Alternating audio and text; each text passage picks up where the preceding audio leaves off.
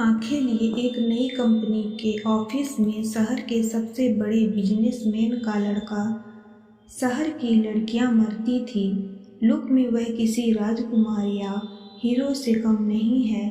आज बहुत उदास एक नई कंपनी के ऑफिस में पिछले 3 घंटे से एक मुलाकात के लिए बेचैन बैठा था।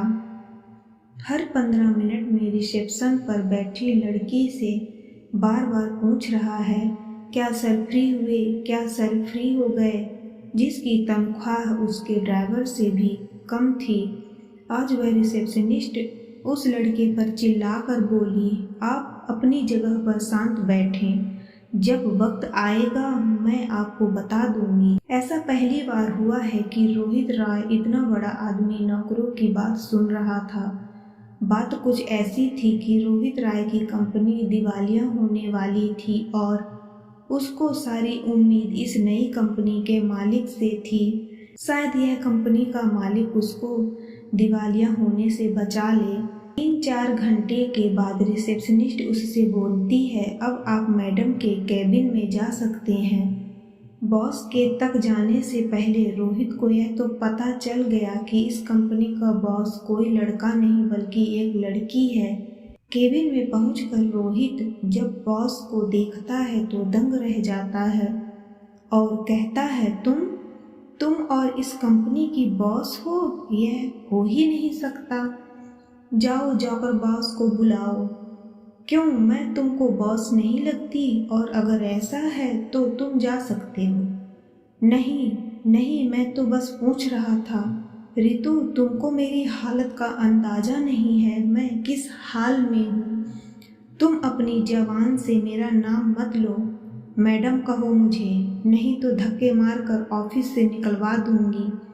सॉरी मैम, अब ऐसी गलती नहीं होगी, रोहित ने जिल्लत भरी आवाज में बोला। मुझे तुम्हारी और तुम्हारी कंपनी की सारी जानकारी है। जाओ अपने बाप से कह दो, तुमको बर्बाद होने से कोई नहीं रोक सकता। जो सब हुआ है मैंने ही किया है, यह बदला है मुझे धोखा देने का। कैसा धोखा? रोहित ने नम आंखों से कहा। भूल गए तुम और तुम्हारे बाप ने मुझे कैसे ठोकर मारकर भगाया था। तुम्हारे बाप ने तो मुझे गंदा खून तक कहा था। मेरे पूरे परिवार को आधी रात घर छोड़कर जाना पड़ा। इतना सब करके तुम भूल गए सब। यह तुम क्या कह रही हो रितु? मैंने तो ऐसा कुछ भी नहीं किया। मैं तो चाह कर भी उस दिन अपना वादा पूरा नहीं कर पाया। बस इतनी सी बात। क्या तुमको नहीं पता क्या हुआ था उस दिन? मैं अपना सारा घर बार छोड़कर अपनी जिंदगी को दांव पर लगाकर तुम्हारे साथ अपनी जिंदगी बसाने आती थी। मैंने 4 घंटे इंतजार किया। उस रात का आंधी तूफान भी मुझे तुम्हारे पास आने से नहीं रोक सका। उस तेज बारिश में 4 घंटे खड़े खड़े मैंने अपने अरमानों को जलते देखा। तुम्हारे बाप ने धमकी दी, अगर मैं यह शहर छोड़कर नहीं गई तो मेरी छोटी बहन कहीं मुंह दिखाने के काबिल नहीं रहेगी। तुम्हारा बाप 20 लोगों के साथ मेरे घर पर आया और मेरा घर जलाकर गया और तुमको कुछ भी नहीं पता। कैसे मैं आधी रात को अपने परिवार के साथ शहर छोड़कर भागी। कैसे मेहनत मजदूरी कर कर मैंने अपने परिवार को पाला, छोटी बहन को पढ़ाया। तुम्हें कुछ भी नहीं मालूम?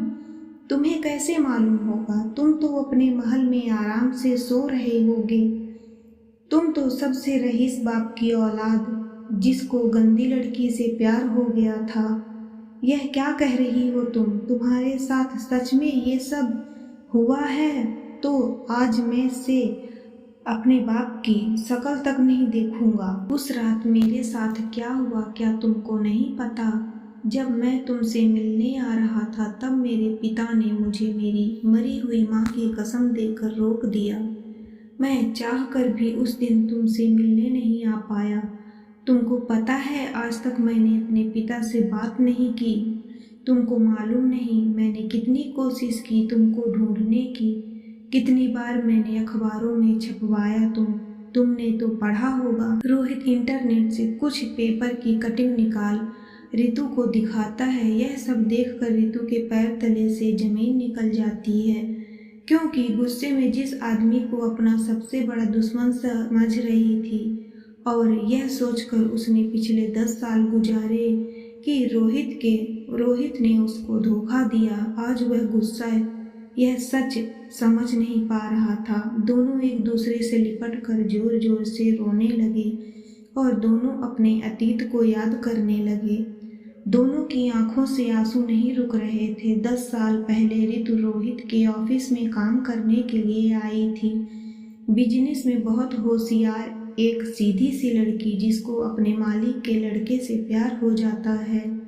रोहित भी ऋतु से बहुत प्यार करता है। दोनों एक दूसरे से शादी करने के लिए राजी हो जाते हैं, पर यह बात रोहित के पिता पता चल जाती है।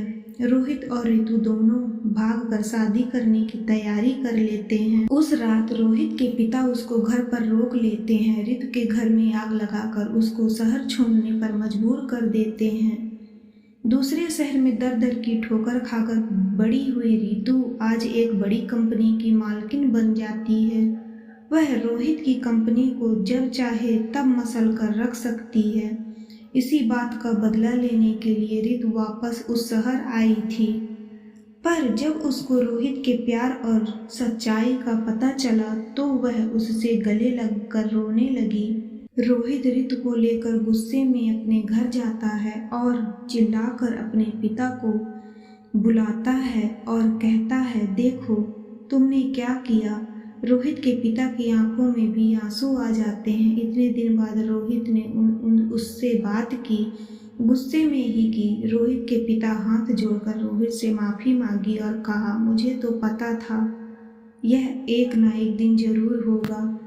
मैंने बहुत बड़ी गलती की है, हो सके तो मुझे माफ़ कर देना बेटा, पर एक बार यह जरूर जान लो मैंने ऐसा क्यों किया। मुझे नहीं सुनना, आपने मेरी ज़िंदगी बर्बाद कर दी। रोहित बोला। ऋतु कहती है, मैं एक बार जरूर सुनूंगी, आखिर मेरे घर जलाने की क्या वजह है। रोते हुए रोहित के पिता बोले, तुमको पता है तुम्हारी माँ और मेरी लव मैरिज थी। हम दोनों भी एक दूसरे को बहुत प्यार करते थे। मेरे पिता ने तुम्हारी माँ की और मेरी कुंडली एक बड़े पंडित को दिखलाई और उन्होंने यह भविष्यवाणी की, अगर यह शादी होगी तो तुम्हारी माँ की जान जल्दी चली जाएगी। पर हम दोनों इन सब में भरोसा नहीं था। पर तुम्हारी माँ के जाने के बाद मैं यह नहीं चाहता था कि तुम दोनों के साथ भी ऐसा हो। जब मुझे पता चला तुम और ऋतु एक दूसरे को प्यार करते हो तो मैं तुम दोनों की कुंडली उसी पंडित को दिखाई और उसने तुम दोनों के बारे में वही बात कही। जिस दुख से मैं जी रहा हूँ वही तुम लोगों को ना मिले, इसलिए मैंने यह सब किया। पर क्या तुमको पता है ऋतु की कंपनी इतनी बड़ी कैसे हो गई? वह अज्ञात डोनर कोट है जिसने तुम्हारी कंपनी में इतना सारा पैसा लगाया है, वह मैं हूँ। क्या आप? ऋतु के पैरों तले से जमीन निकल गई। हाँ, मैं अपनी गलती का भुगतान जैसे मैं कर सकता था मैंने किया। फिर मैं तुम दोनों से हाथ जोड़कर माफ़ी मांगता हूँ।